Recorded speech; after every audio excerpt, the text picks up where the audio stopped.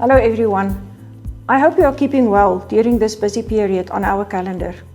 I want to address you regarding our vaccination position as the NWU.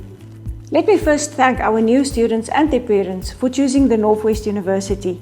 You have made an excellent choice and I'm sure you will enjoy being part of this great institution.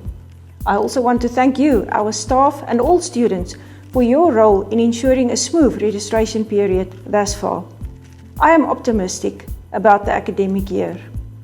Now, regarding our vaccination stance, we have made it clear from the beginning that we have adopted a non-mandatory stance and that staff and students should follow a particular process to either request exemption or upload vaccination certificates on the system.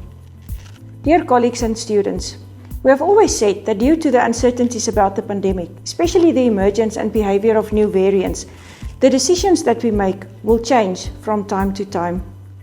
Our decisions are informed by the advice of medical experts and the national rules and regulations aimed at curbing the spread of the virus. We remain responsible and are bound to ensure that we comply with the law.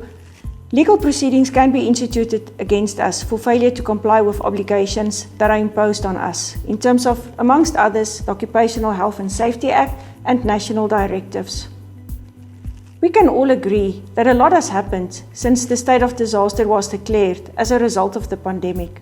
We are currently on Alert Level 1 in terms of the Disaster Management Act, and all public higher education institutions were informed during last week that the Higher Health Agency has been tasked and are in the process of developing new directives in the post-school education and training sector. We are hoping that DHET will publish these new directives very soon. We also heard last night our President's intention to end the national state of disaster as soon as other legislation has been finalized. During the past 2 weeks, we have received many inquiries and inputs from various stakeholders regarding our process, the status of the virus, and new developments in certain areas, such as basic education.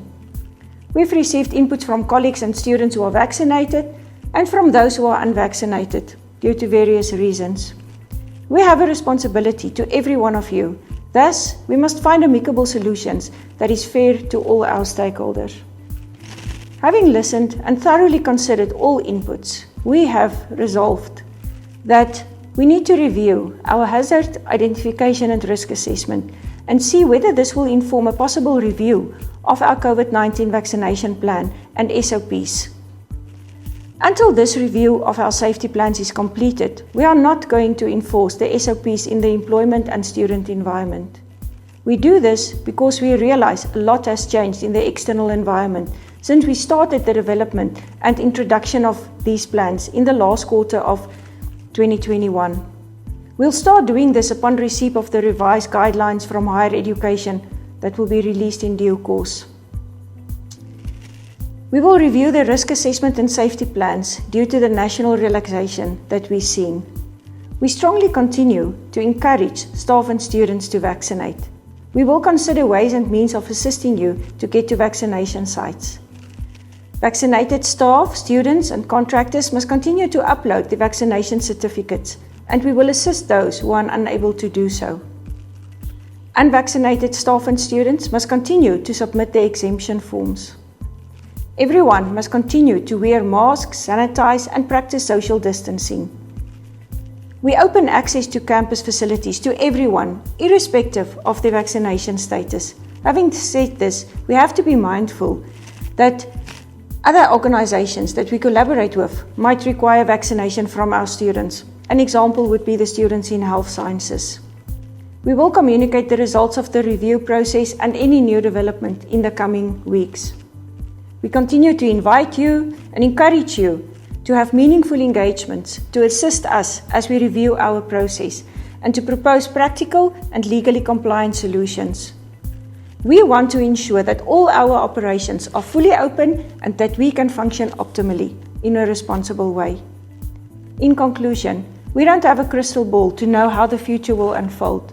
If there's one thing that COVID has taught us, is that we have to be able to adapt. Please, let's continue to create a conducive academic environment where staff and students can flourish. We did not take this decision lightly, but we do this in the spirit of an ethic of care. Thank you for listening.